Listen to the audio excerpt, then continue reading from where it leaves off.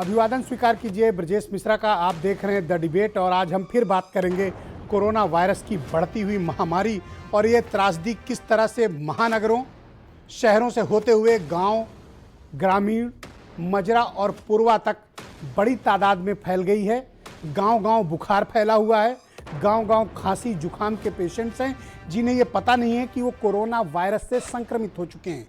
यह बेहद घातक, जानलेवा और बेहद संक्रामक वायरस है जो अब शहरों से ट्रेवल करते हुए गांव तक पहुंच चुका है। पंचायत चुनाव के बाद से गांव की स्थिति बहनों भाइयों बेहद खराब है। उत्तर प्रदेश में सांसों का संकट है।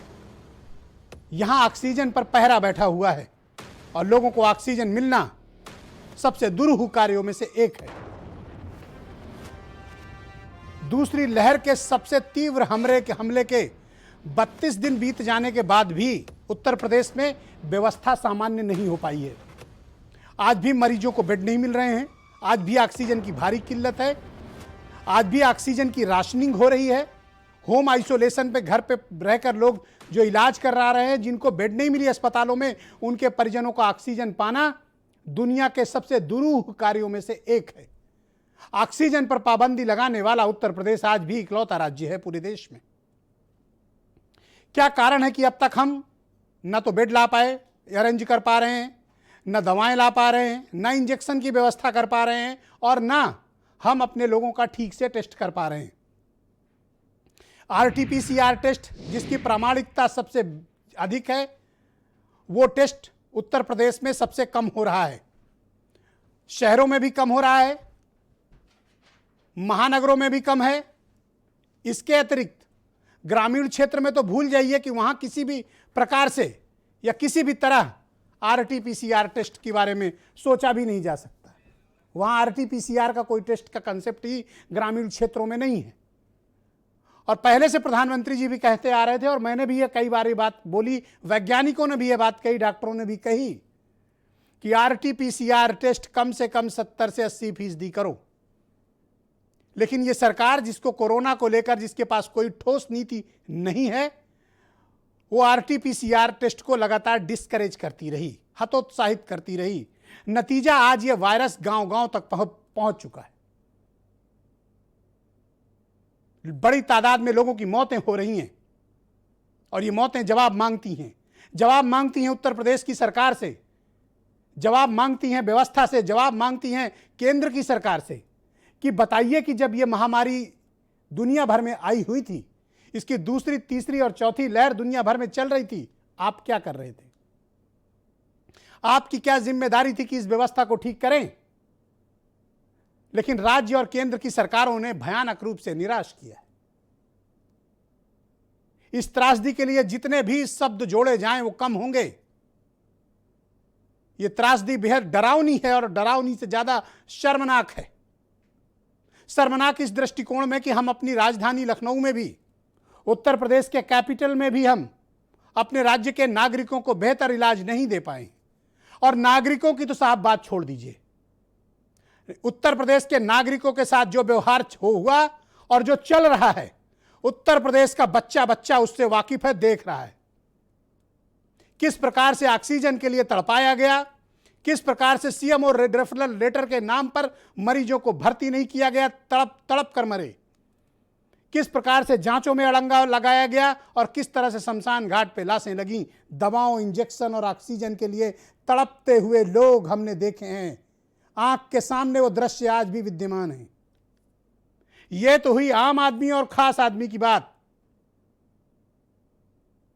उत्तर प्रदेश में हाई कोर्ट के एक सिटिंग जज के साथ जो हुआ वो मैं आपको बताऊंगा तो आप सन्नाटे में आ जाएंगे। इलाहाबाद हाई कोर्ट के सिटिंग जज जस्टिस वी.के. श्रीवास्तव का पिछले मंथ निधन हुआ था, आपको याद होगा। आपको पता है कि 23 अप्रैल को जब उनको लोहिया अस्पताल में सुबह भर्ती कराया गया था, उनकी सांसें उखड़ रही थी। जज साहब को ठीक से ना अटेंडेंट मिला, ना उनको कोई देखने आया, ना उनकी देखभाल हुई और ना जज साहब को ठीक ट्रीटमेंट मिला। 7:30 बजे जब उनका ऑक्सीजन लेवल बहुत गिर गया, सांसें लगभग टूटने लगी और यह पता चला कि हाईकोर्ट के सिटिंग जज हैं, सबको मालूम भी था, उसके बावजूद उनको किसी एपेक्स हॉस्पिटल में नहीं भेजा गया।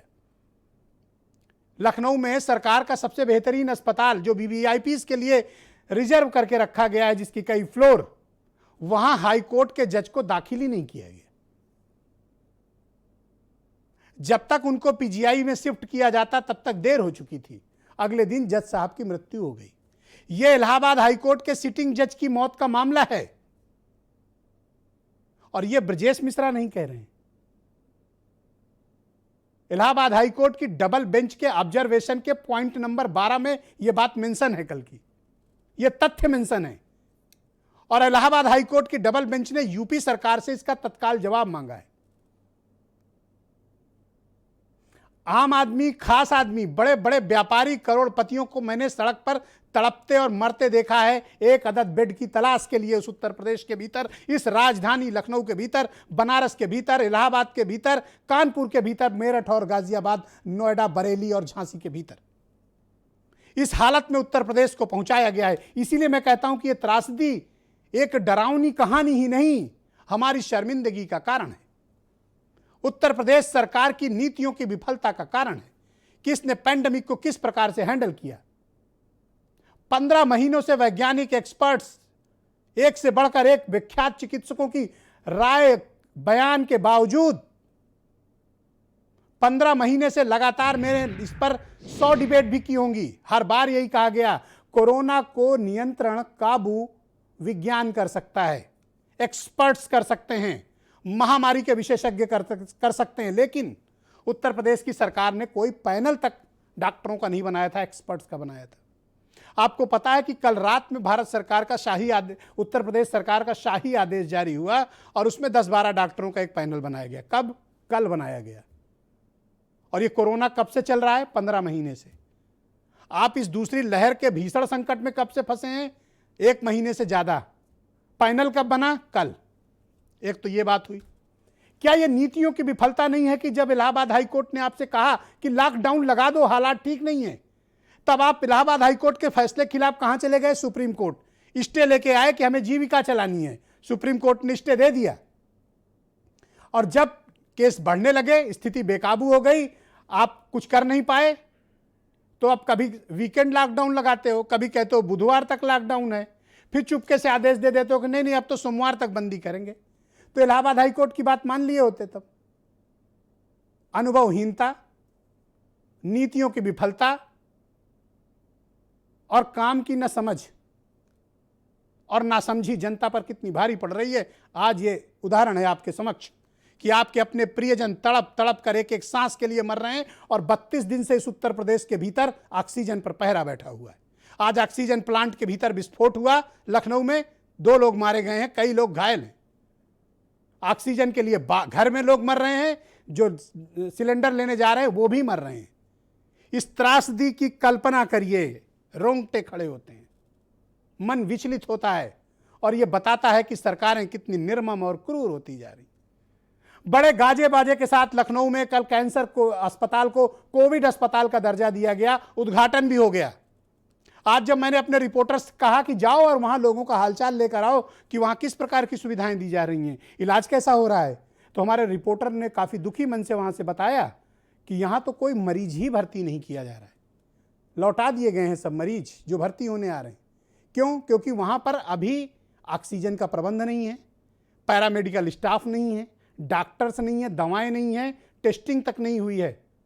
एक टोकन के तौर पर एक मरीज को, वो भी सामान्य लक्षण का है, सिर्फ उसको लाया गया था दिखाने के लिए, और कल बताया गया कि 100 बेड का अस्पताल चालू कर दिया है, वहां कोई अब तक भर्ती नहीं हुआ। सरकार के इस प्रकार के असत्य दावे जनता के लिए जानलेवा होते हैं। जब वो अखबारों में, टीवी चैनलों में देखते हैं कि वहां पर अस्पताल बना है, लोग बड़ी उम्मीद से वहां भागते हैं, और जब उनको वहां भगाया जाता है उनकी सांसें टूटती हैं, उम्मीदें टूटती हैं, विश्वास टूटता है। सरकार एक संस्था का नाम है, अगर वो संस्था अपना विश्वास खोएगी, जनता के बीच असत्य दावे करेगी, तो उस संस्था का विश्वास जनता के प्रति से उठेगा। ऐसा मेरा मत है और ऐसा मेरा मानना है। ये बातें भुलाई नहीं जा सकती। किस प्रकार से लोगों ने अपनों को खोया है। क्या यह अदूरदर्शिता नहीं है कि आप उद्घाटन करते हैं, बताते हैं कि चालू कर दिया अस्पताल, और मरीज जब वहां भर्ती होने जाते हैं तो उन्हें भगाया जाता है कि अभी अस्पताल चालू नहीं है। यह क्रूरता नहीं है तो क्या है? जब एक एक सांस के लिए लोग तड़प रहे हों, आप उनके साथ क्रूर मजाक कर रहे हैं। यह अक्षम्य है और मुझे बड़ी हैरानी होती है कि इस प्रकार की चीजें कैसे हो रही हैं। कोविड से होने वाली मौतों का आंकड़ा आप देख लीजिए, सरकार के आंकड़े सुनहरे होते जा रहे हैं दिनों दिन। ऑल वेल, कोरोना कंट्रोल कर लिया, 21,000 केस तक आ गई उत्तर प्रदेश की सरकार। पर क्या आप भी ऐसा मानते हैं? क्या आपको लगता है कि सिर्फ 21,000 केस हैं? जी नहीं। अगर इसकी ठीक से जांच कराई जाए और इसकी आरटीपीसीआर के जरिए उत्तर प्रदेश के 24 करोड़ लोगों की जांच कराई जाएगी, आंकड़े डरावने मिलेंगे। आंकड़ों के मैनेजमेंट के जरिए कोरोना को नहीं कंट्रोल किया जा सकता। कोरोना को कंट्रोल वैज्ञानिक कर सकते हैं, डॉक्टर कर सकते हैं, महामारी एक्सपर्ट कर सकते हैं। आईएएस और मंत्री नेता का काम है उन्हें संसाधन देना। आप डॉक्टर को उनका काम नहीं करने देते हैं। आप बताते हैं कितनी ऑक्सीजन देनी है। कोई अस्पताल शिकायत कर दे कि ऑक्सीजन खत्म हो गई, उसके यहाँ छापा डाला जाता है, उसको नोटिस दी जाती है। पत्रकार खबर चला दे तो उसको पीछे से नोटिस आती है। वो तो अच्छा है कि सुप्रीम कोर्ट ने एक ब्लैंकेट ऑर्डर देके पत्रकारों को बचा लिया है कि कोई अवमानना का केस या कोई भी क्रिमिनल केस नहीं चलेगा पत्रकारों पर अगर कोई खबर ऑक्सीजन की कमी की चलाते हैं तो, व्यवस्था में खामियों की खबर चलाते हैं तो। ये परिस्थितियां बिल्कुल अजब सी हैं। आज एक और तस्वीर है बहनों भाइयों जो मैं आपको दिखाऊंगा और आपका दिल दहलेगा, मन विचलित होगा, आपका स्तब्ध हो जाएगा, आप दुखी हो जाएंगे। मैं दुखी नहीं करना चाहता, लेकिन मैं चाहता हूं कि आप जानें कि आपके प्यारे उत्तर प्रदेश में क्या हो रहा है, लोग किस प्रकार से तड़प तड़प कर मरने को मजबूर हैं। मैं अयोध्या की एक तस्वीर आपको दिखाना चाहता हूं। यह तस्वीर अयोध्या की है। यह बेटी अपनी मां की उखड़ती सांसों को बचाने के लिए जिला अस्पताल भागने की कोशिश कर रही थी, एम्बुलेंस के लिए लगातार प्रयास कर रही थी, लेकिन इस बेटी को एम्बुलेंस नहीं मिली। इसमें लिखा है इस रिक्शे में, बेटी बचाओ बेटी पढ़ाओ। ये बेटी अपनी मां को बचाने के लिए किसी तरह ई रिक्शे का प्रबंध करती है, उसमें लाद कर अपनी मां को लाती है ताकि उसकी उखड़ती सांसों को बचाया जा सके। ये बेटी अपनी मां को नहीं बचा पाई। एक एक सांस के लिए उसकी मां उसकी आंख के सामने जिला अस्पताल पे तड़प तड़प कर अयोध्या में मर गई। इस बेटी को जवाब कौन देगा? इस बेटी का गुनहगार कौन है? इस बेटी ने जो सदमा झेला है बहनों भाइयों, आप कल्पना कर सकते हैं, आपका रोम रोम सिहर उठेगा। जिंदगी भर इस सदमे से उबर नहीं पाओगे। अगर आप में से किसी के साथ इस तरह की ईश्वर न करे घटना होती, जिंदगी भर क्या खुद को माफ कर पाओगे? जिंदगी भर क्या खुद से नजरें मिला पाओगे? जब आपकी आंख के सामने आपके माँ बाप एक एक सांस के लिए तड़प तड़प कर मरे हों और आपको बताया जाता हो कि ऑक्सीजन लबालब है, एम्बुलेंस की फ्लीट खड़ी हैं, अस्पतालों में बेड बेशुमार हैं, तो ये कौन लोग हैं जो मर रहे हैं? क्या ये उत्तर प्रदेश के लोग नहीं हैं? क्या ये हमारे भाई बहन नहीं हैं? क्या हमारी माताएं बहनें नहीं हैं? हम कम से कम इलाज नहीं दे पा रहे हैं, संवेदना के दो शब्द तो इनके लिए होने चाहिए। क्या हमने अपनी संवेदना भी खो दी है? क्या एक नागरिक के तौर पर हम अपने अधिकार, अपने हक और हुकूक की बात नहीं कर सकते? यह अप्रत्याशित समय है। लोगों पर दुखों का पहाड़ टूटा हुआ है। सरकार का इंस्पेक्टर राज लोगों को मारने के लिए मजबूर कर रहा है। लोग कहते हैं कि मैं दुखी करता हूं, नकारात्मकता फैलाता हूं, लेकिन यह तस्वीर तुम्हें दिखाना यह मेरा फर्ज है। मैं बता दूं कि क्या है दरअसल जमीनी हकीकत उत्तर प्रदेश की, जहां कहा जाता है आंकड़ों में सब ठीक है, लेकिन जमीन पर किस तरह तिल तिल कर लोग मर रहे हैं, इस बेटी के सदमे से पूछना, ये जिंदगी भर इस सदमे से उबर नहीं पाएगी। और तुम में से बहुत से ऐसे लोग होंगे जिन्होंने इस सदमे को झेला है, उस मेंटल ट्रॉमा को झेला होगा जो इस बच्ची ने झेला है। क्या यह सरकार को कभी माफ कर पाएगी? या सरकार इस बेटी को कभी न्याय दे पाएगी? है किसी में हिम्मत जो इस बेटी का सामना कर सके? नहीं होगा, क्योंकि आप में नैतिकता नहीं है, आप में संवेदनाएं नहीं है, आप इस बच्ची का सामना नहीं कर सकते। अभी भी वक्त है। राज्य सरकार को चाहिए कि इस बेटी से क्षमा याचना करे, अपने अफसरों को इनके यहां भेजे, हाथ जोड़कर इस बच्ची और इस बच्ची के परिवार से क्षमा याचना की जानी चाहिए कि सरकार की गलतियों, सरकार की नाकामियों के चलते मां का निधन हुआ है। माफी मांगनी चाहिए, तब इंसानियत की बात होनी चाहिए। कल एक और घटना हुई, इलाहाबाद हाई कोर्ट को यह बताया गया कि साहब ऑनलाइन कर दिया और बेड खूब उपलब्ध हैं, अब भर्ती कोई दिक्कत नहीं। तो जज साहब खुद भी पीड़ित हैं, परेशान हैं। अब तो देख रहे हैं कि जजों की क्या हालत है। तो जज साहब ने वहीं हाई कोर्ट से ही अपने यहाँ से सुनवाई के दौरान सीधे फ़ोन मिलवा दिया अस्पताल में, जिस अस्पताल में बताया गया कि 192 बेड रिक्त हैं। स्पीकर खोला गया, जज साहब ने खुद पूछा अस्पताल वालों से, सामान्य व्यक्ति बनकर, कि आपके यहाँ एक बेड रिक्त है, हमें वेबसाइट पर दिखा रहा है। तो अस्पताल प्रबंधन ने कहा हमारे यहाँ कोई बेड, किसी प्रकार की बेड रिक्त नहीं है, बाहर लोग खड़े हैं भर्ती के लिए, आप बेड रिक्त की बात कहां से कर रहे हैं। तो सरकारी पोर्टल पर रिक्त है, लेकिन हाईकोर्ट का जज खुद मिलवा के पूछ रहे हैं। यह ब्यूरोक्रेटिक ड्रामा चल रहा है उत्तर प्रदेश के भीतर। पेपर पे सब ठीक है, जमीन पे लोग इस बेटी की तरह तड़प रहे हैं, सदमे में हैं। उन सदमों का आप शब्दों में बयां नहीं कर सकते हैं। इस तकलीफ को, इस पीड़ा को, इसको सिर्फ महसूस कर सकता है वो भी वो शख्स महसूस कर सकता है जिसमें संवेदना हो, मानवता हो, इंसानियत हो, दूसरे की पीड़ा समझने का जज्बा हो। कुछ बयान सुने आप, फिर मैं डिबेट को आगे बढ़ाता हूं। डॉक्टर लोगों से भीख मांगी कि मेरी माता जी की जान बचा लो, और उन्हें ऑक्सीजन की कमी के कारण उनकी सांस रुक रही थी। और जब डॉक्टर लोगों से ज़्यादा भीख मांगी, हमने कहा प्लीज़ भर लो, तो वो लोग उल्टा सीधा बोलने लगे कि ऑक्सीजन क्या मेरे घर में बनती है, हम नहीं जिम्मेदार हैं, और इसके लिए हम क्या करें।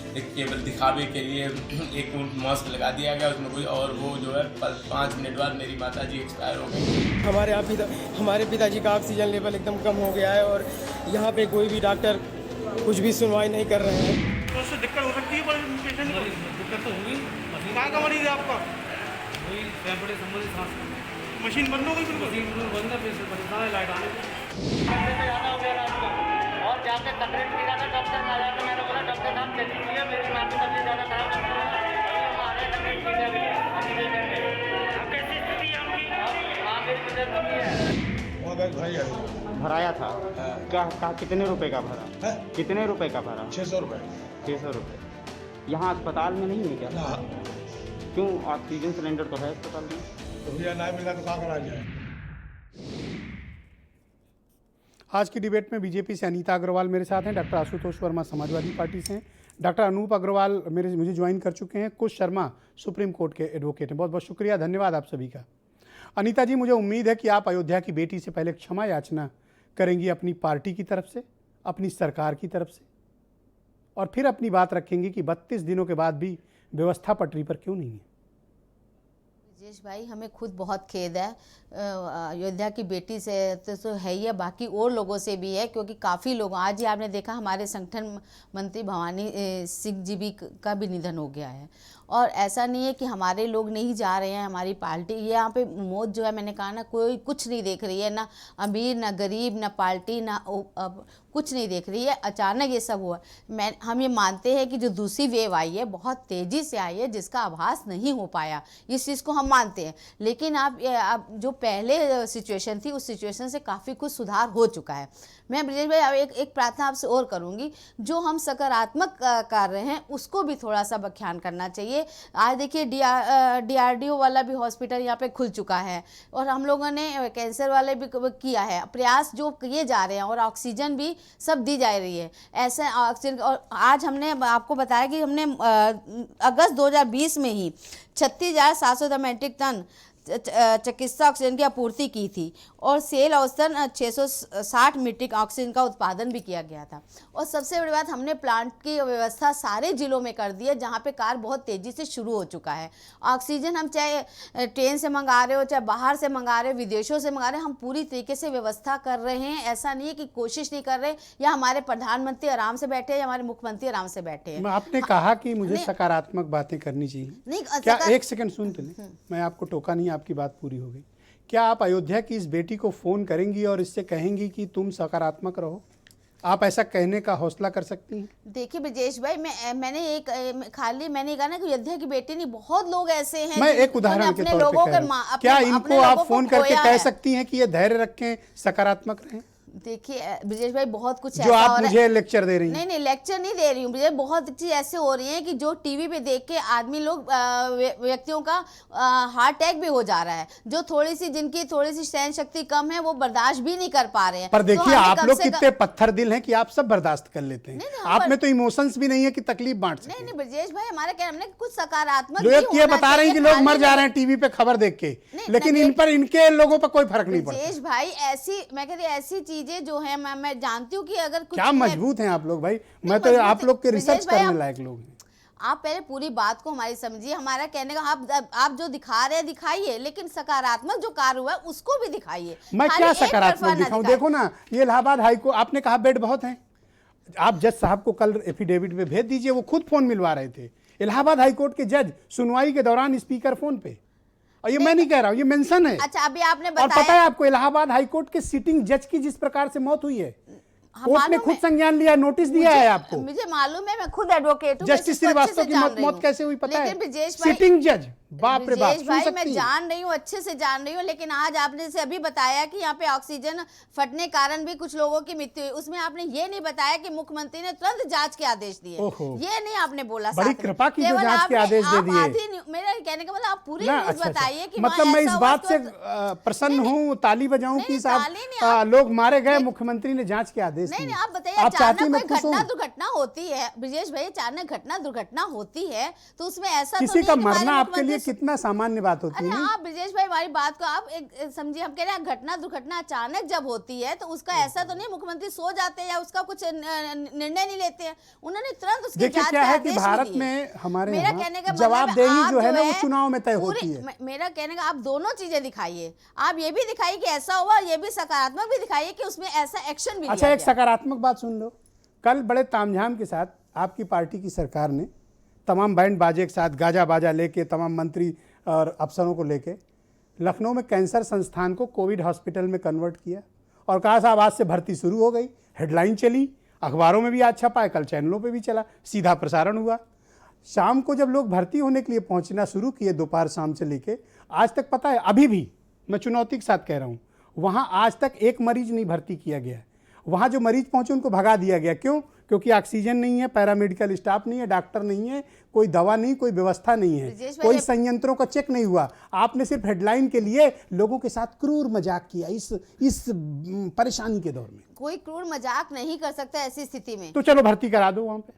नहीं भर्ती क्या, अभी देखिए डीआरडीओ हॉस्पिटल नहीं हम लोग ने खोला, क्या उसमें आज काम नहीं शुरू हुआ? जब हाँ, लखनऊ आज- को शमशान में बदल दिया, नहीं। अब आप कह रहे हैं डीआरडीओ चालू किया। नहीं, आप ये बताइए, हम लोग प्रयास नहीं कर रहे हैं, और सबसे बड़ी बात है गुमराह जनता को किसने किया? अब गुमराह करने में गुमराह, आपने अच्छा वैक्सीन- ये नहीं, बताओ, वैक्सीन इससे लगाने बड़ा के गुमराह लिए- करने का नहीं, क्या है बताइए, कि वैक्सीन आप के लिए- उद्घाटन करते हैं और वहां मरीज नहीं भर्ती होता। ब्रजेश भाई, वैक्सीन के लिए हम सब ने अपील की, वैक्सीन लगवाइए, वैक्सीन लगाइए। गुमराह किसने किया कि जब ये भाजपा की वैक्सीन है इसको मत लगाइए, जब हमारी सरकार आएगी तो वैक्सीन लगाइए। ये गुमराह करने अच्छा वाले एक काम लोग करो, कौन हैं? भाजपा का ऑक्सीजन ही दे दो लोगों को। ये गुमराह करने वाले लोग कौन है? ओके, आशुतोष वर्मा, इसमें तो जाइए कम से थैंक कम यू जो मैडम, गुमराह लोगों को मैंने कर रहे हैं, पर्याप्त उनको समय भी- दिया। मैं कह रही मैं इस दोनों डिबेट को चीजों आगे को बढ़ाना देखिए, चाहता हूँ। नकारात्मक तो दिखाई रहे, सकारात्मक ओके, भी दिखाइए। मैं सकारात्मक आपसे- इस दौर में नहीं हो सकता, मैं आपसे नहीं, क्षमा दोनों चाहता हम- हूँ। ऐसा मैं नहीं नहीं कि हम लोग सकारात्मक कोशिश हो नहीं कर सकता रहे। तब तक जब हम तक लोग मेरे कोशिश- प्रदेश का अच्छा, एक ये व्यक्ति बताइए, भी हम लोग परेशान है। कोशिश नहीं कर रहे, हाथ पे मुझसे हाथ लगा आप बैठे हैं। मुझसे आप झूठी तसल्ली की हम उम्मीद मत झूठी, हम तो रखिए। बिल्कुल सत्य ओके, की बात डॉक्टर कर रहे हैं, झूठ आशुतोष की बात ही वर्मा, नहीं कर रहे हैं। Thank you madam, please. Doctor Ashutosh Verma, क्या हालात हैं उत्तर प्रदेश के भीतर? और सत्ता पक्ष कह रहा है कि साहब आप लोग सहयोग नहीं कर रहे हैं। हालात ऐसे हैं, जमीन से लेकर अस्पताल तक देख लीजिए, शमशान घाट देख लीजिए। और मैंने जो बातें कही इलाहाबाद हाईकोर्ट के जज लोग कह रहे हैं, ऐसा भी नहीं कि कोई विपक्ष का या मीडिया का कोई स्टेटमेंट। जी बिल्कुल सही कह रहे हैं ब्रिजेश जी। सबसे पहले आपके माध्यम से आपकी मैंने रिपोर्ट देखी और मैं उस अयोध्या की लड़की के साथ में और साथ में उन सभी लोगों के साथ में जिन्होंने अपने प्रियजनों को खोया है, उनसे हाथ जोड़ के माफ़ी मांगना चाहता हूं कि वाकई हमसे गलती हुई है। वही निरंकुश सरकार को इस उत्तर प्रदेश के हाथ में सौंप दिया है, जिसके अंदर संवेदनाएं तो बहुत दूर की बात हैं। जब उत्तर प्रदेश और लखनऊ की ज़मीन में चिताएं जल रही थी, कोई जाके कहीं पे चुनावी बिगुल भोग रहा था। हमें वाकई शर्म आती है कि आज यहाँ के आला अफसर इस बात पे तैयार हो रहे हैं कि ये खबर मत छापो और वो मत खबर छापो।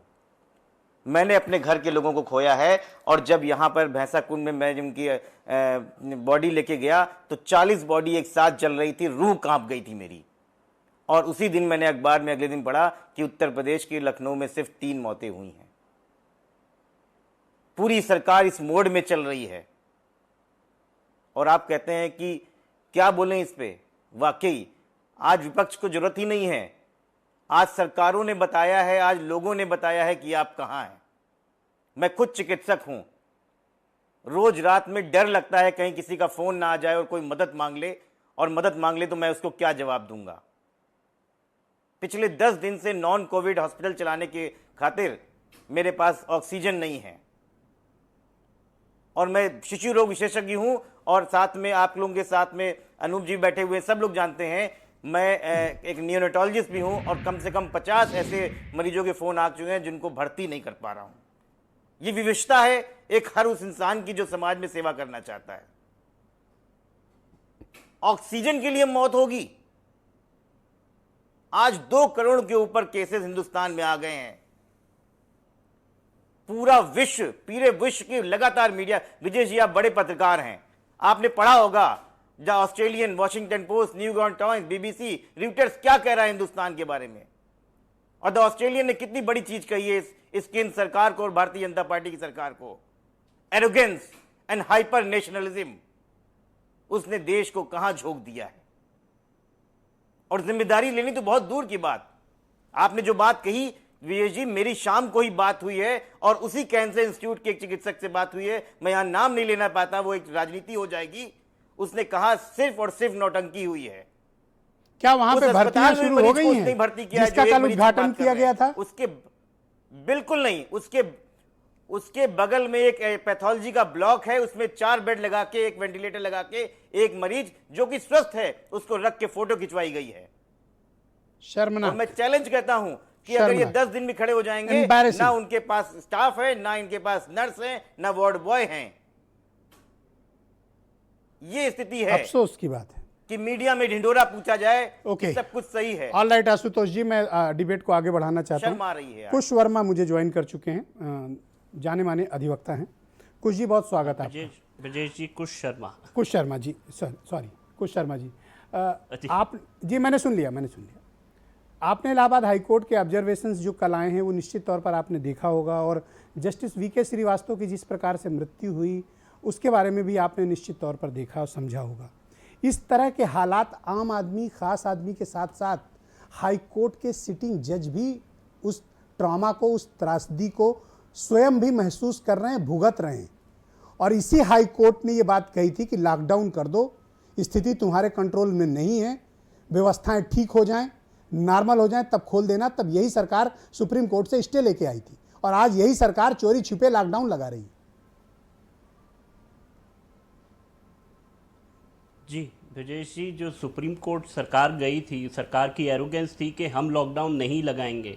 अगर आपने लॉकडाउन नहीं लगाना था और आपने ये 2 दिन का वीकेंड का जो कोरोना के नाम पे आपने लॉकडाउन लगाया है और उसको नाम दे दिया है वीकेंड लॉकडाउन, ये बड़ा ही खतरनाक काम हुआ है। क्या आपका कहने का मतलब है कि वीकेंड में कोरोना नहीं होगा, मतलब कोरोना सिर्फ वीकेंड में होगा, वीकडे में आप अपनी वो करिए। आपको पॉलिसी बनानी थी, जो माइग्रेंट लेबर हैं, जो गरीब आदमी है, उसको राशन कैसे मिलेगा, कोई पॉलिसी ड्रॉ नहीं की और बिल्कुल ही ब्लैंकेट एक बंद कर दिया। दूसरी चीज़ ब्रजेश जी, एक बहुत इंपॉर्टेंट बात है कि जो आज जो आंकड़ा दिखाया जा रहा है, बहुत बढ़िया आंकड़ा दिखाया जा रहा है सरकार की तरफ से कि जी इतने लोग कम हो रहे हैं, कोविड केसेस, रिकवरीज इतनी हैं। उन होम आइसोलेशन लोगों का क्या है जो होम आइसोलेशन में है, जिनकी डेथ हो रही है, रजिस्टर में एंट्री नहीं हो रही, किस वजह से डेथ हो रही है, जाके आप शमशान में जाके जलवा रहे हैं उनको, उसकी एंट्री कहाँ है? उस फिगर को क्यों नहीं दिखा रहे हैं? जिसको ऑक्सीजन की कमी से मर गए, उसके बाद RT-PCR टेस्ट आपने एकदम कम कर दिया, जो कि MHA की गाइडलाइंस हैं 70% जिसकी ऑथेंटिसिटी है, जो ऑथेंटिक है 70% के आपको RT-PCR से पता लग सकता है, टेस्ट की बिल्कुल कमी कर दी गई है ताकि आपको पता ही ना लगे आंकड़ा क्या है। आप एक बड़ा रोजी पिक्चर दे रहे हैं कि जी यूपी में सब कुछ सही है, हिंदुस्तान में सब कुछ सही है। हिंदुस्तान में आज की डेट में ब्रजेश जी नेशनल इमरजेंसी है। आज की डेट में इतनी भयावह स्थिति है जिसमें आप और मैं जो दिखा रहे हैं ये सिर्फ 10% है। आपको पता है कि इलाहाबाद हाईकोर्ट के जज के साथ क्या हुआ? सीरियस थी जब पिछले साल लॉकडाउन लगाया गया, सिर्फ 500 केसों पे लगाया गया। उसके बाद सुप्रीम कोर्ट ने भी संज्ञान लिया कि जी जो दवाइयां हैं, एक आदमी जो एडमिशन लेता है हॉस्पिटल में, क्या उसकी जिम्मेवारी है सिलेंडर भरवाने की? वो आज लाइनों में खड़ा है, दो दिन की लाइनों में लग के भर रहे हैं आपके सिलेंडर। आपको पता है, आपको जानकर दुख होगा जब मैं आपको बताऊंगा कि जस्टिस वीके श्रीवास्तव, सिटिंग जज इलाहाबाद हाईकोर्ट की मौत कैसे हुई, कितनी बेपरवाही की गई उनके साथ। जी ये मौत नहीं है, मर्डर है। ये मैं आज इसको साफ कहता हूं, आपके चैनल पे भी कहता हूं, सुप्रीम कोर्ट ने भी आज कहा है कि ये जेनोसाइड है। ये कोई लापरवाही नहीं है, नेग्लिजेंस नहीं है। आज हमारा मेडिकल सिस्टम जो है आज कोलैप्स नहीं हुआ है, आज एक्सपोज हुआ है। सारे देश का हमारा मेडिकल सिस्टम एक्सपोज हुआ है कि हम हैं क्या। और अभी तो थर्ड वेव की भी मुझे लगता है कि राज्य और केंद्र सरकारें और केंद्र भी एक्सपोज हुआ है इसमें। आ सकती है, एक्सपोज सब हुआ है आज, सब नंगे हो गए हैं इस मामले में। जो बड़ी बड़ी चीजें थी, हमने एक साल के अंदर कितना ऑक्सीजन हमने एक्सपोर्ट करा। हमने एक्सपोर्ट करने की बजाय पहले आप अपनी आपूर्ति करते। फिर एक ब्रजेश जी लाल फीताशाही, जो रेड टेपिज्म है, ये कहां बीच में आ गई। आज की डेट में पोर्ट पे कम से कम 20 लाख रेमडेसिविर के इंजेक्शंस हैं और सिर्फ कस्टम से क्लियरेंस की जरूरत है। सरकार दिल्ली हवाई अड्डे पे भी यही हालत है, डोमेस्टिक यूज वहां भी टनों सामान विदेशों से आके पड़ा है, लेकिन डिस्ट्रीब्यूशन की कोई पॉलिसी नहीं है। एक ब्यूरोक्रेटिक ड्रामा चल रहा है देश में। कोई नहीं है। वो जो अब हम कह रहे हैं, पांच विमान आ गए हैं, कॉन्सेंट्रेटर आ गए, सामान बट ही नहीं पा रहा है, हवाई अड्डे पे पड़ा है, लोग सांसों के लिए तड़प मर रहे हैं। उसका जी थैंक यू कुश जी। मैं डिबेट को आगे बढ़ाता हूं। डॉक्टर अनूप अग्रवाल मुझे ज्वाइन कर चुके हैं। ये बहुत बड़ा नर्सिंग सेल के चेयरमैन हैं लखनऊ के IMA के। बहुत शुक्रिया आपका डॉक्टर साहब मुझे ज्वाइन करने के लिए। मैं आपसे जानना चाहता हूं कि हालात इस समय कैसे हैं। दूसरा, ये वायरस अब अर्बन एरिया से निकलते हुए अब ये सेमी अर्बन एरिया, ग्रामीण क्षेत्रों की तरफ ट्रेवल कर रहा है। ऑक्सीजन सप्लाई लाइन आज भी नॉर्मल नहीं है, कोविड नॉन कोविड दोनों अस्पतालों के लिए, और किस प्रकार से अव्यवस्था फैली हुई है, नज़ारा आपके समक्ष है। ब्रजेश जी, सबसे पहले आपके माध्यम से मैं उन सभी परिवार के लोगों को अपनी संवेदनाएं प्रकट करना चाहता हूं जिन्होंने अपने नियर डियर वंस को खोया है इस कोविड पैंडेमिक में। दूसरी बात, देखिए, कुछ तो आपकी डिबेट का फायदा लगातार लोगों को मिल रहा है, और भले देर से, लेकिन सरकार ने 2 चीजें करी जो लगातार आप अपने चैनल के माध्यम से बताते आ रहे हैं कि एटलीस्ट 10 डॉक्टरों का पैनल बन गया है। दूसरा, लॉकडाउन कम से कम बढ़ा के, लेकिन लॉकडाउन का ड्यूरेशन बढ़ रहा है। अब जहां तक बात आती है व्यवस्था और उसकी, अब ये हम ज्यादा खतरनाक स्टेज में पहुंच रहे हैं क्योंकि अभी तक ये शहरों में था और अब गांव में जा रहा है। गांव में बिस्तरों की, ऑक्सीजन की, डॉक्टर्स की ऑलरेडी बहुत ज्यादा कमी है, टेस्ट नहीं हो पा रहे हैं। दूसरा, गांव के लोगों को सही जानकारी भी नहीं है, वो लोग अवेयर भी नहीं है। बहुत सारे मरीजों को मैं जानता हूं जिन्होंने इसको साधारण खांसी जुकाम करके ट्रीट किया, या उन्होंने उसको टाइफाइड मान के टाइफाइड ट्रीटमेंट करते रहे। 5-7 दिन बाद जब हालात बिगड़ी तो समस्या खड़ी हुई। तो मुझे लगता है कि इस समय मेरे कुछ सुझाव हैं जो मैं आपके माध्यम से बताना चाहता हूं कि देखिए, सरकार ने अभी कहा कि MBBS डॉक्टर्स और नर्सिंग के इनको ये लास्ट ईयर को लेंगे। जितने भी MBBS के स्टूडेंट होते हैं और नर्सिंग कॉलेज के स्टूडेंट होते हैं लास्ट ईयर के, उनको कोई क्लिनिकल एक्सपीरियंस नहीं होता है। तो अभी से उनकी कोविड प्रोटोकॉल, कोविड मैनेजमेंट की ट्रेनिंग शुरू कर देनी चाहिए, और इस पूरे अभियान में आयुष डॉक्टर्स को एक्टिवली जोड़ना चाहिए, क्योंकि एटलीस्ट वो फुल फ्लेज डॉक्टर हैं, वो मरीज के क्लिनिकल हालात को समझते हैं। दूसरा इंपॉर्टेंट बात, इन स्टूडेंट, मेडिकल स्टूडेंट और नर्सिंग स्टूडेंट के बारे में जानना होगा कि मेरी सरकार से अपेक्षा है और अपील है कि सिर्फ उन स्टूडेंट को लगाएं जिनका वैक्सीनेशन हो गया है, और जिनका अभी तक इन स्टूडेंट का वैक्सीनेशन नहीं हुआ उनको प्रायोरिटी पे उनके कॉलेजेस में वैक्सीनेशन प्रोग्राम करा के वैक्सीनेट कराएं, जिससे कि आगे आने वाले समय में वो हमारे लिए तैयार कर पाए। बेहतरीन दूसरी सुझाव है इंपॉर्टेंट बात है जी, वर्कफोर्स तैयार हो सके। जी दूसरा आपने कहा जैसे कि गांव में अब पहुंच चुका है। मैं सरकार को ये कहना चाहता हूं कि सभी प्राइवेट डॉक्टर्स, सब लोग अपनी पूरी क्षमता से, जो भी लोग होम आइसोलेशन में हैं या जो भी प्रॉब्लम है, अपने फोन के माध्यम से लोगों को इलाज दे रहे हैं। सरकार को भी ये करना चाहिए कि एक मैपिंग कर दे कि भाई इस इलाके में ये प्राइवेट डॉक्टर हैं और उसको 10-5 होम आइसोलेशन के मरीज अलॉट कर ले और सभी प्राइवेट डॉक्टर्स बहुत सहजता से इसको स्वीकार करेंगे और उसका डेली एटलीस्ट फोन पर एक बार बात करके वो प्राइवेट डॉक्टर उसका हालात जान ले, समझ ले। इससे 2 फायदे होंगे। एक तो उस मरीज का मनोबल बढ़ा होगा, दूसरा जब डॉक्टर को पता होगा कि अर्लीस्ट सिम्टम या साइन जब उसको प्रॉब्लम है वो रेकमेंड कर सकेगा सरकार को कि नहीं इस मरीज को अब भर्ती करने की जरूरत है।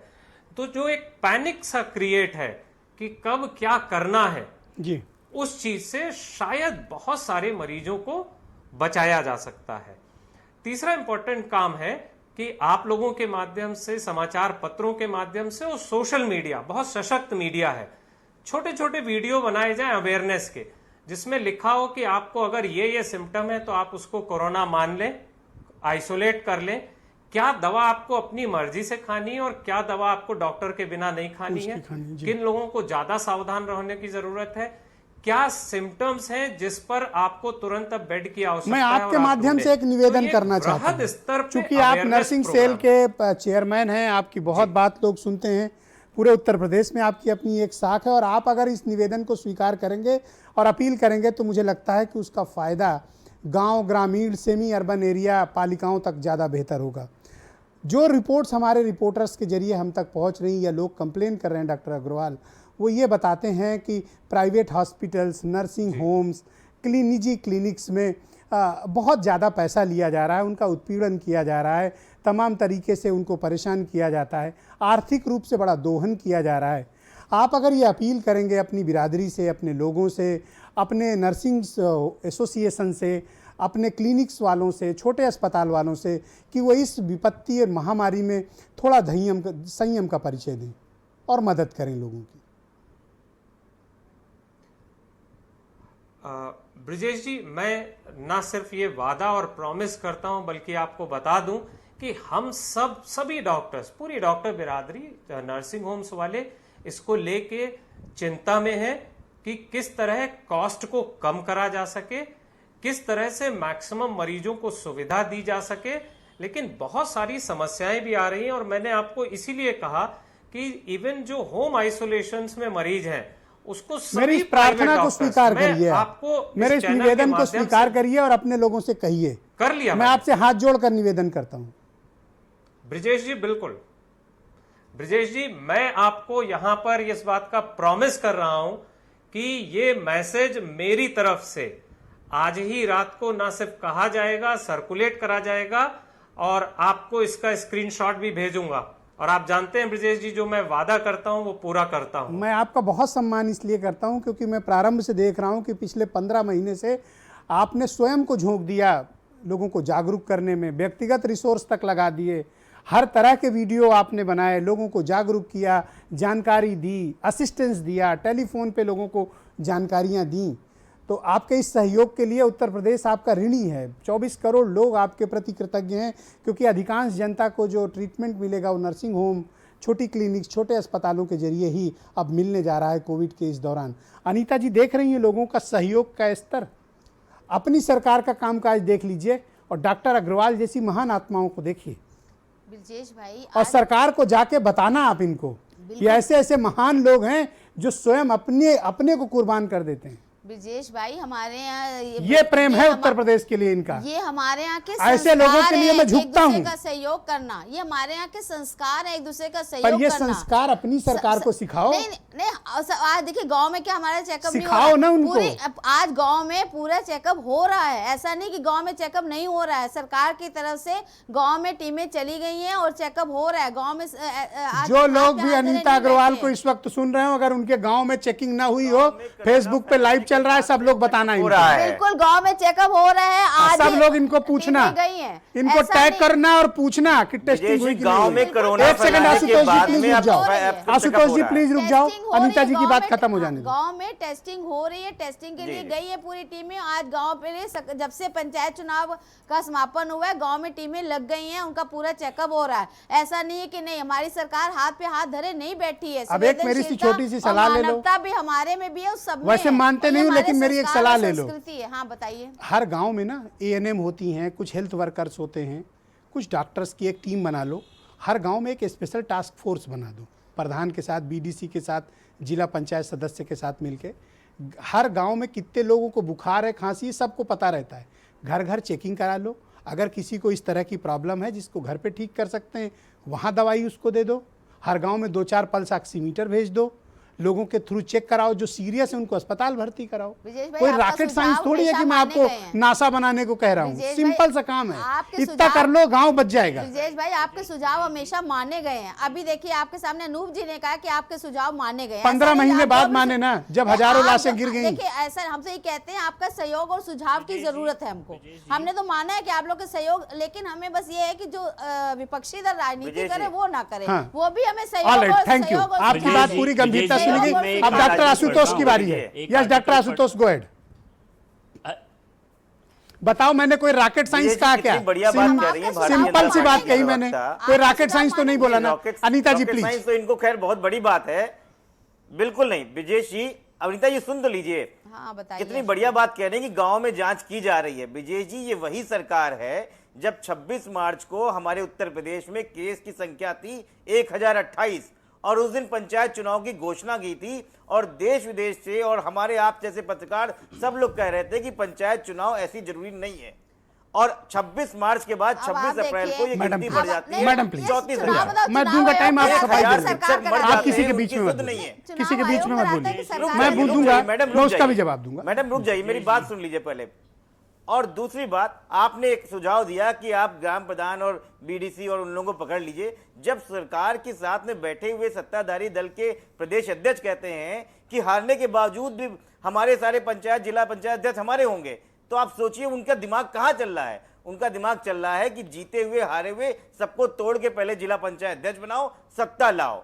उनको कोरोना से मतलब नहीं है, कभी नहीं मतलब है। और अगर मतलब होता तो सरकार में बैठे हुए मंत्री ब्रजेश पाठक जैसे वो चिट्ठी ना लिखते, लखनऊ में बैठे हुए सांसद जो है चिट्ठी ना लिखते। और अब तो फेरिस्त बन गई है ऐसे शर्मा जी कुछ कहना चाहते हैं, जो चिट्ठी लिख के गुहार कर रहे हैं कि बाबा जी अब तो जागो। जी अभी एक टाइम्स ऑफ इंडिया का आर्टिकल है जिसके अंदर लिखा है Yogi Adityanath help desk for cows in every Uttar Pradesh district. हर गाय को मैं कैमरामैन से कहूंगा, रिक्वेस्ट करूंगा कि एक बार हाँ, हर डिस्ट्रिक्ट में। आज का ही आर्टिकल है टाइम्स ऑफ इंडिया का और 5th में, अगर कैमरामैन आप देख सकते हैं स्क्रीन पे। इसमें क्या है आप बताएं।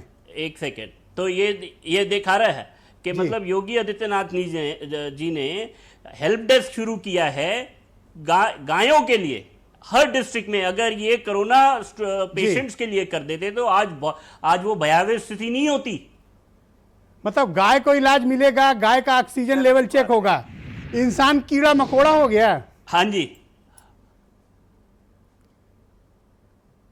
ये देखिए, ये तो हाल है उत्तर प्रदेश का। अब आप सोच सकते हैं फिर जो गांव में मैडम कह रही हैं कि हाँ जो चेकअप हो रहा है बिल्कुल ठीक कह रही है, वो गायों का हो रहा है, इंसानों का नहीं हो रहा है कोविड में। ये कहाँ की रिपोर्ट आप पढ़ रहे हैं, किस अखबार की है? शर्मनाक। मैं टाइम्स ऑफ इंडिया में आज के में क्रेडिबल न्यूज़पेपर है। ये पढ़ के आपके मन में किस प्रकार के भाव आए? मेरे पास है। वैसे ये खबर सही है, मैं तो केवल जानकारी लेना चाह रहा था कि आपको कहां से मिली। ये खबर सही है ब्रजेश भाई? मैं एक मैडम, मैं दूंगा टाइम, थोड़ी तसल्ली। मैंने अभी पढ़ा, मैंने कहा मैं शेयर करना चाहता था आप लोगों से। इसको पढ़ के आपके मन में दुख हुआ, कोई क्षोभ आया? पर वो आपके अंदर क्या भावनाएं आई ये पढ़ के? वो इंसानों के लिए नहीं है।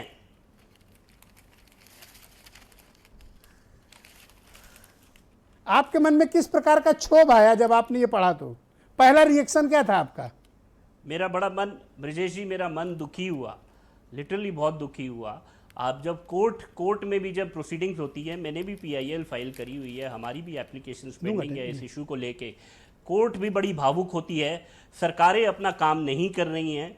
और ये सब चीज़ें जब हम देखते हैं कि जब लॉकडाउन आज सबसे ज़्यादा देश में ज़रूरी है, सुप्रीम कोर्ट ने भी अभी 30 अप्रैल के ऑर्डर में कहा गया है कि आप एक नेशनल लॉकडाउन की पॉलिसी बनाइए जिसके अंदर जो सबसे नीचा वर्ग है, जैसे हमारा माइग्रेंट वर्कर है जो यूपी, बिहार और इधर महाराष्ट्र से आ रहे हैं, गाय का ऑक्सीजन लेवल चेक होगा, ये जो सरकार का आदेश है, कुछ ना कुछ व्यवस्था आपको लगता है कि ये मानवता के साथ क्रूरता है, मजाक है, लोगों को गम के दौरान चिढ़ाने का प्रयास है? ब्रजेश भाई, ये बड़ा दुखद है। और कोई भी सरकार हो, आज की डेट में ये सिस्टम फेलियर है। 1 साल था हमारे पास, सुप्रीम कोर्ट ने भी आगाह किया था कि आप तैयार रहिए अगर ये स्थिति आती है। हम लोगों को 1 साल था, प्राइम मिनिस्टर खुद कह रहे थे जब तक दवाई नहीं तब तक कड़ाई। जैसे वैक्सीन आ गई, लोगों भी ढीले हो गए, सरकार भी ढीली हो गई, और उसके बाद आप महाकुंभ करा रहे हैं, फिर आप दूसरे फंक्शंस करा रहे हैं, आप इलेक्शंस करा रहे हैं। इतनी क्या जरूरत थी? आज जो सेकंड वेव आई है, ये सब एक्यूमुलेट होके, और भुगत कौन रहा है? आम आदमी। इसमें जज साहब भी हैं, इसमें IAS अफसर भी हैं, चीफ सेक्रेटरी बिहार के वो तक चले गए, चीफ सेक्रेटरी बिहार के वो तक, उनको तक अपनी वो नहीं मिल पाई जो मेडिकल एड। आज की डेट में मेरे पास कितने फोन आते हैं, लोगों की मदद नहीं कर पाता हूँ। नहीं, मैं आपकी तकलीफ और पीड़ा को समझ सकता हूँ। डॉक्टर अनूप अग्रवाल, आज मैंने केंद्र सरकार के प्रमुख वैज्ञानिक सलाहकार विजय राघवन को सुना। आपने भी सुना होगा कि उन्होंने तीसरी लहर की बात की है। दूसरी में हमारी ये हालत हुई है, भाई साहब तीसरी में हम कहाँ पे खड़े होंगे? अब क्या करें, हमको ये बता दो, कहाँ छिप जाएं जाके? ब्रजेश जी, छुप के कहाँ जाएंगे? जो भी जा रहे हैं बेचारे सफर करके ऊपर ही जा रहे हैं। और बार बार हम ये कह रहे हैं कि हमें सिर्फ आज की नहीं, भविष्य की तैयारी करनी है। 1, 2, 3 हमें लेवल करना होगा कि हमारी पहले लेवल की तैयारी ये, दूसरे लेवल पे ये फोर्स खड़ी है और तीसरे लेवल पे फोर्स ये खड़ी है। तो हमें ये हर लेवल पे तैयारी करनी होगी, भविष्य की तैयारी करनी है। ना सिर्फ भविष्य में कोरोना से लड़ाई की, पर भविष्य में हमारा समाज में कौन लोग बचेंगे, भविष्य में हमारी जनता कैसे रहेगी, उसकी तैयारी करनी होगी। और मैं आपका ध्यान एक तरफ और दिलाना चाहता हूं, ना सिर्फ कोविड बल्कि हमें यह भी ध्यान रखना होगा, जिस तरह से कोरोना के तीसरे लहर की आशंका बताई जा रही है, ऐसे में नॉन कोविड मरीजों का क्या होगा? हमें उसके बारे में आज ही से सोचना होगा, हमें उसकी मैपिंग करनी होगी। हमें आज ही से नॉन कोविड अस्पतालों में क्या सुविधाएं हैं, क्या डॉक्टर्स हैं, क्या दवाएं हैं, और कैसे नॉन कोविड, आखिर जिनको हार्ट की प्रॉब्लम है, जिनको डिलीवरी होनी है, जिनको चोटें लग रही हैं, जिनको फ्रैक्चर है, जो बच्चे बीमार हो रहे हैं, बच्चों का नॉर्मल वैक्सीनेशन होना है, वो भी कैसे होगा? तो हमें अब भविष्य में कोविड, नॉन कोविड दोनों की तैयारियां साथ करनी होंगी, और कोविड की तैयारी बहुत वृहद स्तर पर करनी होगी। सिर्फ ये सोचकर कि अभी ये किसी तरह पीक ओवर हो जाए और हम फिर बैठ जाएं, शायद ये दोबारा वही गलती होगी और हमें इसके लिए भुगतना पड़ेगा। बहुत बढ़िया बात आपने कही। उम्मीद करता हूं कि सरकारों की शायद नींद खुले। अनीता जी कुछ कहना चाहती हैं? जी ब्रजेश भाई, सबसे पहले मैं इनको 2-3 जो बातें सुनी है उनका आपको जवाब देना चाहती हूँ। इन्होंने सबसे पहले बोला चुनाव आयोग के लिए। चुनाव आयोग एक अलग व्यवस्था, अलग संवैधानिक व्यवस्था है। चुनाव आयोग, ये जिला चुनाव, पंचायत चुनाव के लिए मुख्यमंत्री जी भी नहीं चाह रहे थे कि चुनाव हो, और जब सर्वदलीय बैठक बुलाई गई तो उसमें बैठक में अनुपस्थित हुए लोग, उस बैठक में कोई आया नहीं। पंचायत चुनाव राज्य सरकार के अधीन चलता है, पहले आप ये पता करिए। पहले सुन लीजिए पूरी बात, अरे पहले हमारी बात सुन लीजिए। वो उन्होंने चुनाव आयोग से कहा, चुनाव नॉलेज तो लेके आइए, कैसी बात कर रही हैं? हमें मालूम है, अच्छे वही हम बता रहे हैं। अगर मुख्यमंत्री और कैबिनेट पहले पूरी बात सुन लीजिए, पंचायत चुनाव नहीं होगा। पहले पूरी बात, चुनाव आयोग अलग व्यवस्था होती है सब जगह, चाहे जिला पंचायत की हो, चाहे विधानसभा की हो, चाहे जिसकी हो। चुनाव आयोग की व्यवस्था संवैधानिक अपनी स्वतंत्र व्यवस्था होती है, और मुख्यमंत्री जी ने चुनाव आयोग से पूरी तरीके से कहा था तब तक लेकिन आपने आग में झोंका है जब तक एक एक आदमी मरने की कगार पे नहीं खड़ा है। 1000 लोग जो शिक्षक थे वो इस समय मृत्यु में खड़े हुए हैं, उनके साथ कोरोना में मृत्यु हो गई है। आपकी सरकार के पास डाटा नहीं है और आज काउंटिंग खत्म हो गई है तो आप लॉकडाउन की बात करते हैं। बेशरम सरकार है, निरंकुश सरकार है और सत्ता की लोभी सरकार है। उत्तर प्रदेश की जनता ऐसे लोगों को मुंह के बल दिखाएगी और पंचायत चुनाव में आपने जो गंदगी करी है उसकी आपको सजा मिल चुकी है। सत्ता में रहते हुए आपके पास सीटें नहीं है। 2022 में ये सरकार का एक एक आदमी जो इस समय ऑक्सीजन से तड़पा है, जो बेड से तड़पा है, वो वोट से तड़पाएगा आपको, तब आपको समझ में आएगा कि उत्तर प्रदेश में कितनी निरंकुश सरकार है। विजय जी, आपके माध्यम से मैं योगी आदित्यनाथ और उनकी सरकार से इस्तीफा की मांग करता हूं और कहता हूं ऐसी निरंकुश सरकार को तुरंत का तुरंत हटा के राष्ट्रपति शासन लगना चाहिए। आज आप लोग को एक अपील करनी चाहिए कि हर लोग वैक्सीन लगवाएं। ये आप लोग को भी सहयोग चाहिए हमें कि आप लोग भी इसकी अपील करिए ताकि तीसरी वेव में हम लोग थोड़ा सुरक्षित रह सके। हमने आपको जी तीनों एक चीजों का सेकंड, जवाब दिया। कुछ जी कुछ मेंशन करना चाहते हैं डिबेट में, टाइम समय का बहुत अभाव है। कुछ जी 10-15 second, okay all right, thank you, आप दोनों का शुक्रिया। वैक्सीन कहाँ है आप ही बता दीजिए, सरकार की तरफ से आप ही बता दीजिए कब कब वैक्सीन आएगी, कब लगेगी। मैं 45 साल से कम का हूँ, मेरे को तो आज तक कोई स्लॉट मिला नहीं। मेरे भी रिश्तेदार लखनऊ में हैं, नहीं है कहीं, कैसी बात कर रही हैं? आपको कौन बता देता है सर? अच्छा आप बताइए अनीता जी, कौन बता देता है आपको ये सब? जहाँ कहिए वहाँ वैक्सीन लगवा देंगे। मांगी नहीं, ओके, अपने सारे प्राइवेट अस्पतालों से 45 साल से कम वालों को लगवा दोगी? मैडम जिनको वैक्सीन लगेगा उसको 1.5 महीना कम से कम चाहिए एंटीबॉडी नहीं है, बनने के आपको लिए। कोई 1.5 गलत महीना जानकारी आपको देके लगता भेजा है। अगर आज हम आपको लग जाएगी, आपको लग जाएगी। 45 से नीचे वालों को नहीं लग सकती। उत्तर प्रदेश में प्राइवेट के सारे अस्पतालों से अवेलेबिलिटी नहीं है मैडम, रजिस्ट्रेशन कराना पड़ेगा। रजिस्ट्रेशन कराया हुआ है, स्लॉट नहीं मिल रहा है। आप ये बताइए, देखो कई तरह को स्लॉट नहीं मिल रहा है। 44 साल के लोगों को ऑलराइट, रजिस्ट्रेशन कराना बहुत पड़ेगा। बहुत शुक्रिया, आप सबका बहुत बहुत धन्यवाद। मैं बहुत आभार प्रकट करता हूं कि आज शाम आप सब लोगों ने अपना कीमती वक्त आज की परिचर्चा के लिए निकाला। बहन भाइयों, मैं यही कहना चाह रहा हूं कि आप लोगों को अपना ध्यान रखना है, विशेष तौर पर ग्रामीण क्षेत्र के लोग या अर्ध नगरीय क्षेत्रों के लोग, सेमी अर्बन एरिया के लोग विशेष तौर पर अपना ध्यान रखें। आप हर बुखार, हर खांसी, हर जुकाम और किसी भी प्रकार के शरीर में लक्षण उत्पन्न होते हैं तो आप उसको प्राथमिक तौर पर कोरोना मानकर ही चलिए। किसी भी प्रकार की लापरवाही आपको बहुत महंगी पड़ सकती है, क्योंकि कोरोना का ये जो दूसरा वेरिएंट आया है ये पहले हफ्ते में अपना बड़ा घातक रूप दिखाता है और अगर आपने पहले हफ्ते ही ट्रीटमेंट ठीक से कर लिया तो आप यकीन जानिए कि आप इस वायरस से मुक्त हो सकते हैं। लेकिन थोड़ी सी भी लापरवाही आप और आपके परिवार पर बहुत भारी पड़ सकती है। मास्क का इस्तेमाल ज़रूर करें, लगा कर रखें मास्क, और हर लक्षण को, हर बुखार, हर खांसी को, हर सर्दी जुकाम को आप कोरोना मानकर ट्रीट करें, तभी आप ठीक हो पाएंगे। क्योंकि सरकारें आपका टेस्ट कराएंगी नहीं कराएंगी ये उनकी राजनीति का हिस्सा है। अगर आप आंकड़ों में नहीं फंसना चाहते हैं, आंकड़ों में दर्ज नहीं होना चाहते हैं और अपने परिवार के साथ सुरक्षित रहना चाहते हैं तो बेहतर यह है लक्षण आते ही ट्रीटमेंट शुरू कर दें। धन्यवाद, नमस्कार, गुड नाइट।